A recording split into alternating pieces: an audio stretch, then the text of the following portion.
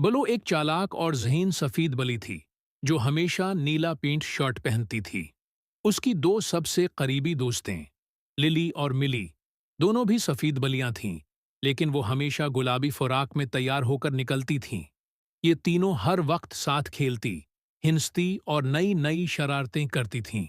एक दिन गांव में रंगों वाली दौड़ का ऐलान हुआ, जहां सबको रंगीन कपड़े पहनकर मुकाबला जीतना था। बुलो ने अपने नीले पैंट शर्ट को चमकाकर पहना, जबकि लिली और मिली ने एक जैसे गुलाबी फिराक और रब्न बांध लिए। तीनों ने फैसला किया कि वो ये रीस सिर्फ दौड़ने के लिए नहीं, बल्कि मजे के लिए जीतेंगी। रीस शुरू हुई और तीनों ने हाथ पकड़कर दौड़ना शुरू किया। कभी वो कलाबाजियां खाते, कभी एक दूसरे को हंसा देते और कभी रास्ते में खड़े बच्चों को हाथ हिलाती जाते। सब लोग हैरान थे कि ये दौड़ रही हैं या मजे कर रही हैं। जब वो तीनों एक साथ फिनिश लाइन पर पहुंचे, तो सब ने खड़े होकर तालियां बजाएं। जज ने कहा, जीतने वाले वही हैं जो दोस्ती, रंग और खुशी को साथ लेकर दौड़ें। और तीनों को एक साथ पहला इनाम मिला।